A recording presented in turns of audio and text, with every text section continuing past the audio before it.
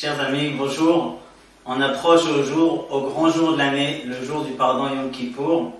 La Torah nous dit Ki bayom hazeh yichaper alechem mikol chatotechem lifnei Adonai titharu. C'est-à-dire, ce jour-là, Akadosh Baruch Hu va nous nettoyer, va nous pardonner de tous nos péchés.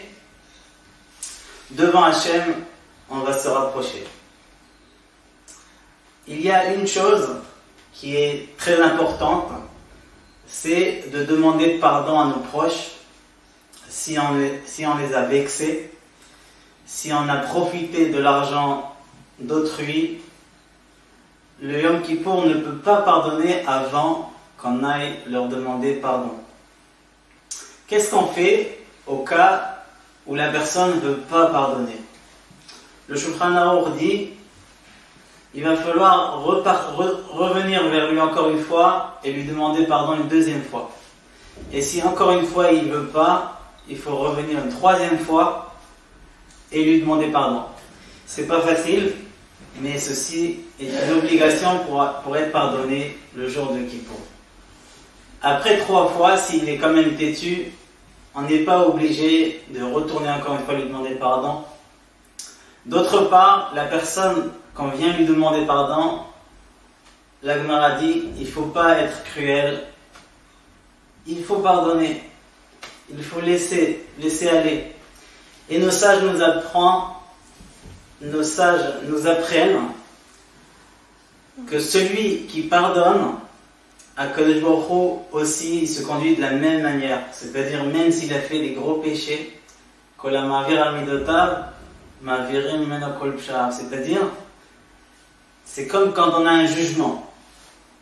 Quelqu'un a blanchi de l'argent et on va lui donner une peine de prison ou une grosse amende. Alors il va chercher un avocat, mais pas un simple avocat qui va venir, il va dire l'article un tel, et le juge va lui dire qu'est-ce que tu racontes des bêtises, il va partir.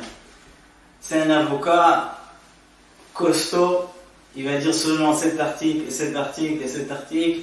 et vu qu'il y a un doute sur ce point, un autre doute, et le juge il se dit oh là là, cet avocat il va pas me laisser, et il pardonne. Quelqu'un qui pardonne à ses proches, il crée un ange, un malach, qui sera son avocat pour le jour du jugement, même s'il a des gros péchés, Akadosh Baruch Hu va cacher ses yeux de ses péchés, il va lui pardonner. Si quelqu'un est décédé et on l'a vexé, il va falloir prendre 10 personnes et aller sur sa tombe et dire j'ai péché à Hachem Eloké Israël et à un tel qui est enterré ici. Et comme ça il est pardonné. Si cette personne est enterrée en Israël par exemple, il n'est pas obligé de prendre l'avion pour aller demander pardon du iftar.